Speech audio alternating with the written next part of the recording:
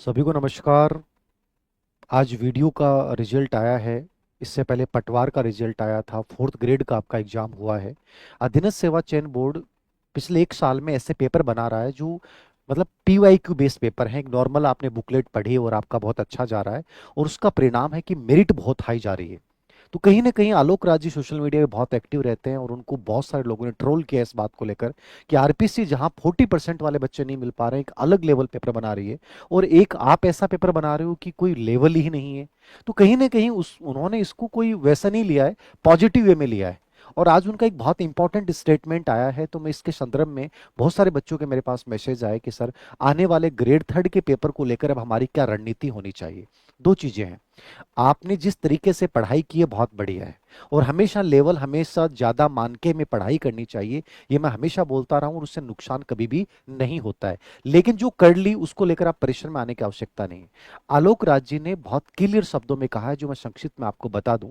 उन्होंने कहा कि हम चाहते हैं कि आने वाला पेपर ऐसा हो जो रटने से वाले बच्चों के लेवल पे आधारित ना होकर थोड़ा सा अप्लाई टाइप हो, समझ बेस हो। मतलब रिकॉल वाले प्रश्नों को उन्होंने कम करने की बात की। रिकॉल वाले समझ गए कि ये दुर्ग कहाँ पे है, ये युद्ध किस डेट को हुआ था, इस व्यक्ति का उपनाम क्या था, ये रिकॉल वाले प्रश्न होते हैं। तो इनकी संख्या अचानक से कम करेंगे। और नंबर दो, संख्या किसकी बढ़ाई जाएगी?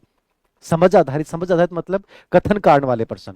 तो कथन कांड वाले प्रश्न समझ रहे हो आप, जो आपको पूरा चीज पूरा स्टेटमेंट यदि समझ में आ रहा है और उसका कारण क्या सही है क्या, वो थोड़ा सा आपको अभ्यास करना पड़ेगा। तो ऐसे प्रश्न हम तो टेस्ट सीरीज में रेगुलर थर्ड ग्रेड की जो भी टेस्ट सीरीज हैं, जो भी करवाते हैं, उनमें कंप्लीटली डालते ही हैं। इजी पेपर बनाते ही नहीं, उसका उद्देश्य है कि आपको इन प्रश्नों की समझ बने। इसके अलावा ऐसे प्रश्न अप्लाई टाइप, जो मतलब भविष्य में अनुप्रयोग संबंधी प्रश्न हो। जैसे साइकोलॉजी में ऐसे प्रश्न आते हैं, एक बच्चा ऐसा करता है, आप क्या करोगे। तो अनुप्रयोग संबंधी प्रश्न आजकल जीके में भी बनाए जाने लगे हैं।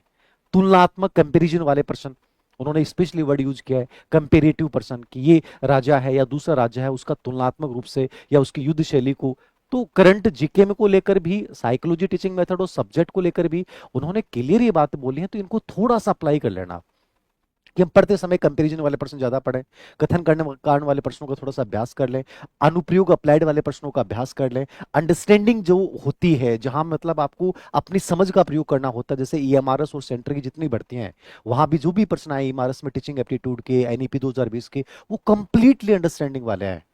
ऐसा नहीं कि वो बहुत हार्ड थे, लेकिन तुरंत आराम से कर सकते हो। लेकिन जिस बच्चे ने केवल फैक्चुअल रटा है, फैक्ट पढ़े हैं, उनको नुकसान होगा। तो अब तक जो हम मान के चल रहे थे कि ग्रेड थर्ड का आने वाला पेपर एकदम से फैक्चुअल होगा, वो आरपीएससी के अधीनस्थ सेवा चयन बोर्ड के जो अध्यक्ष हैं, आलोक राज जी, उन्होंने एकदम क्लियर बोल दिया कि हम ऐसा पेपर नहीं बनाएंगे, इसको एकदम से थोड़ा सा चेंज करेंगे।